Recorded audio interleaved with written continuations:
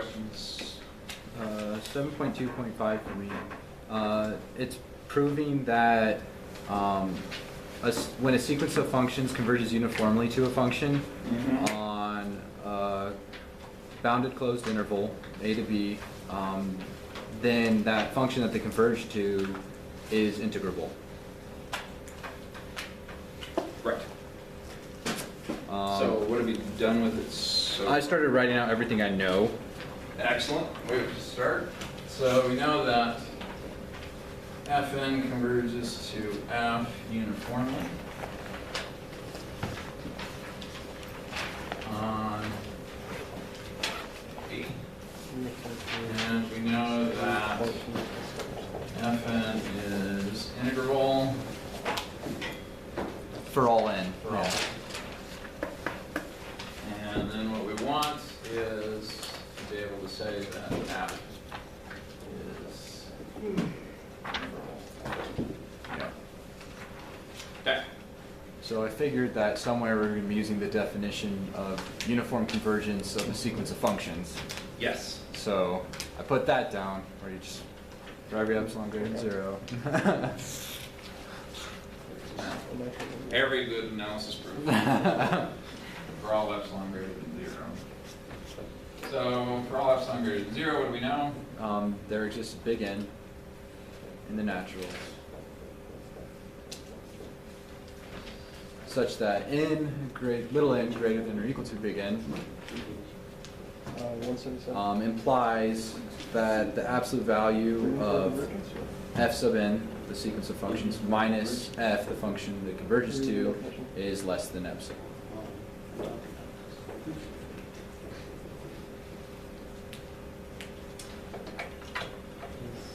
And then I was trying to think of where I went from there, and I couldn't think like to the next spot. Is that uniform? I think it's. Where's the uniformity in all of that? Doesn't it have to, if n and m are greater than that? No, but you'd be going to Cauchy. So that's a Cauchy. Should be looking at a Cauchy That'd be sequence. Cauchy. Where's the uniformity in this?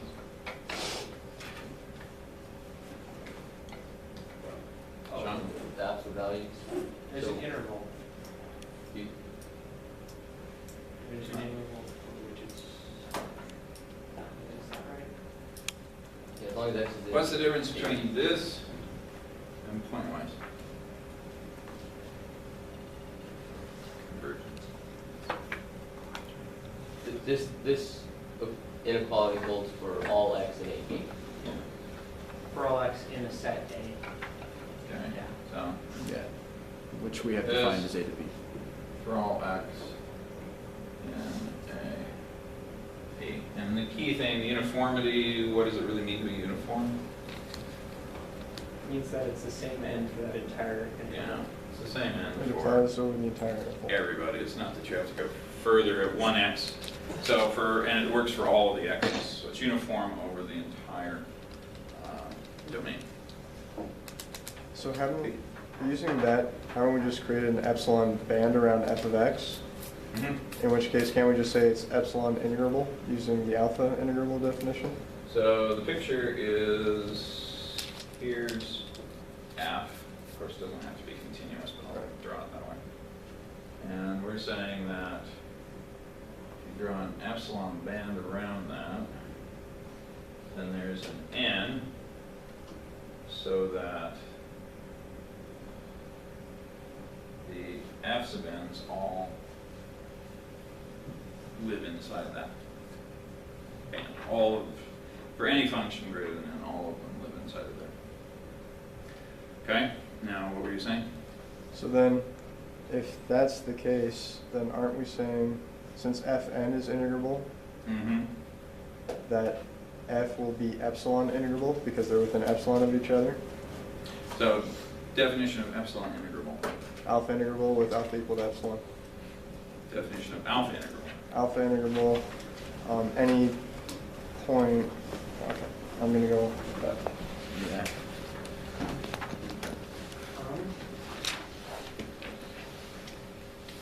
Let's see. But I don't think we were even introduced to specifically alpha integrability yet. Because it's No. 7.2, yeah. Yeah. So there's, yeah. So,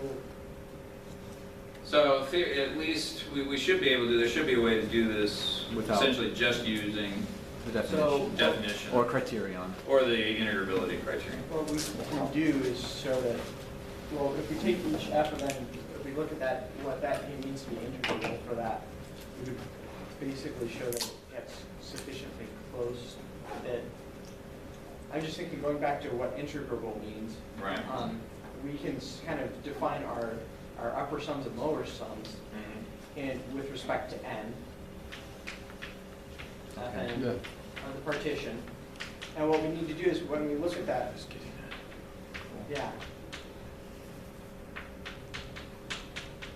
And so we'd have an M, that capital M would be an MKN in a way.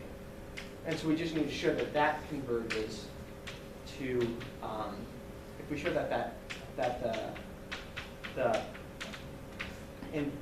the supremum of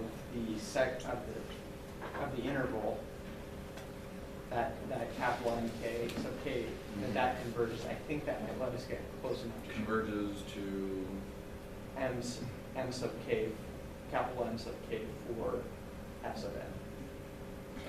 so we know we have these, and we know that the F sub n is integrable, so we know that there's a partition somewhere where the distance between these two is arbitrarily small, less than epsilon.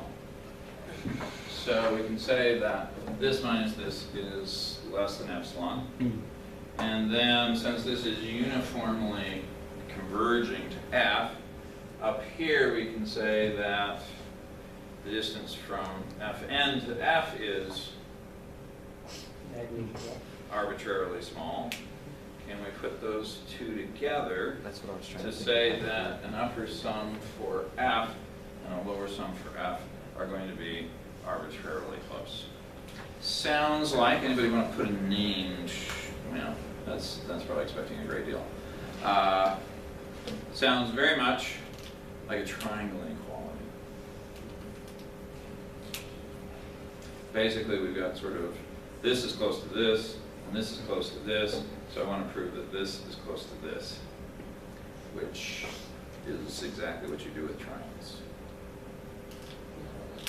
So that would be my hint, possibly on that one. Now, is that the only possible approach?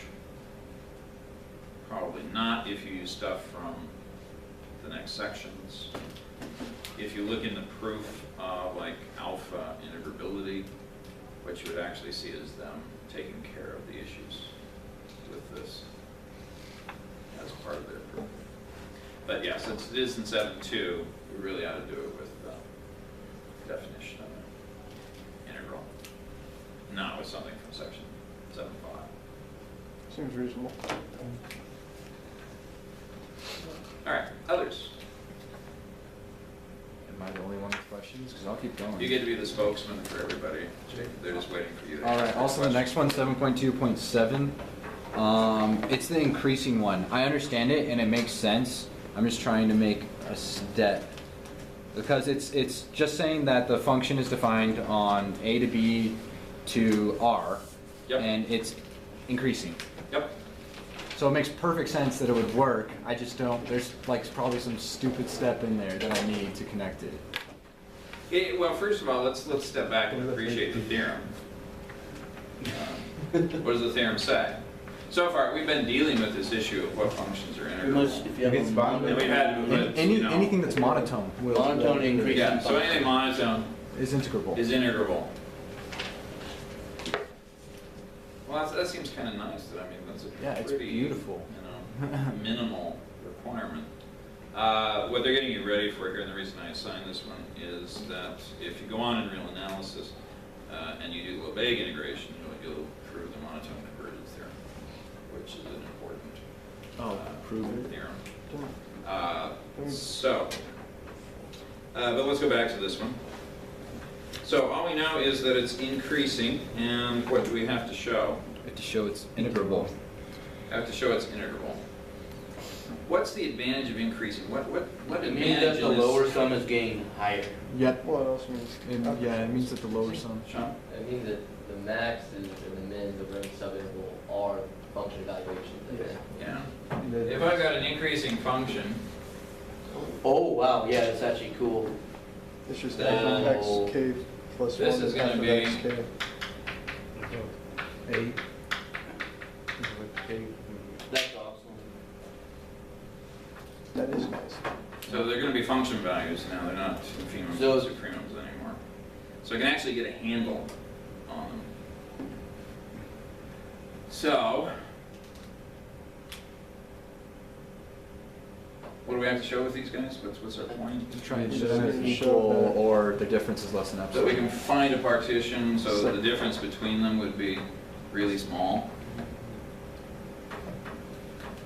Also, we could use the previous proof we did, 7.2.3, Uh-huh. that if a function is integrable, so if a function is integrable, if and only if the limit, there exists a partition, a sequence of Sequence of partitions, partitions. of the difference is equal to 0. The Okay. limit of the sequence of partition, of the difference of the upper and lower sum is 0.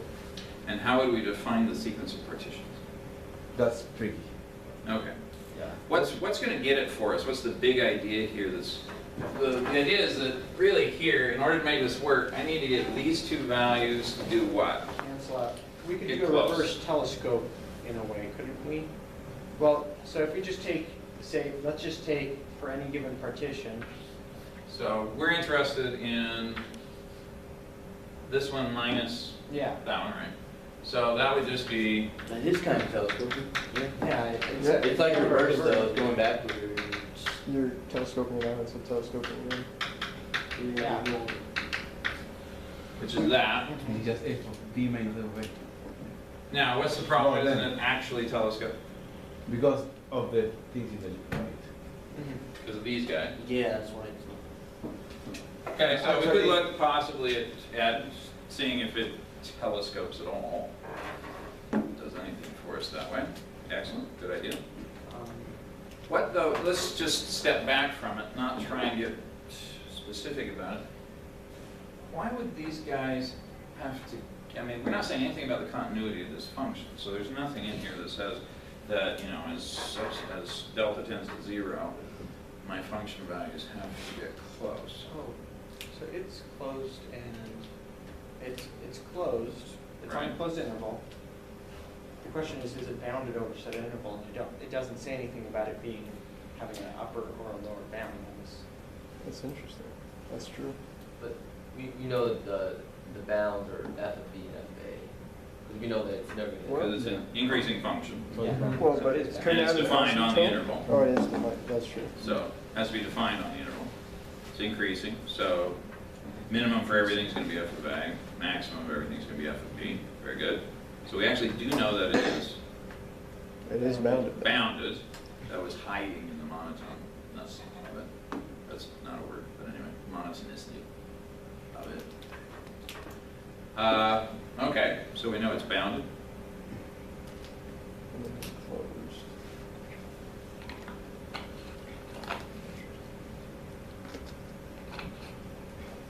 Does that do anything for us? So, Well, that's a requirement for integrability Yeah, in this case. in this case.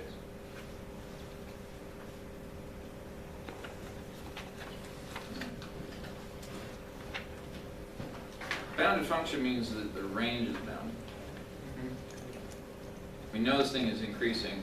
What if we start cutting the range into smaller and smaller pieces? Yeah. Oh, We agree. f of x plus 1 is going to start equaling f of x. It's okay. Well, Well, at least we get some control on jump size. And so if we can show that the jump sizes, basically, we can get control on those.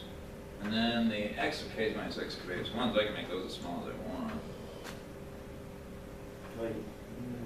So we basically got boundedness on both sides. Yeah. And when we split this guy up, we're splitting this guy up, but it's a bounded set there. And so, how do we get to show that, sure enough, it's gotta get close? All right, well, we'll leave you with that one to think a little more about it. But we've got a lot more, there's actually a lot of things that we got out of it just being monotone increasing. We get boundedness, we get this really nice way of writing the sum that we're interested in, which almost looks like it telescopes. Which, you know, so we might want to explore that a little bit. So, yeah, play around with those ideas. That's the way you can do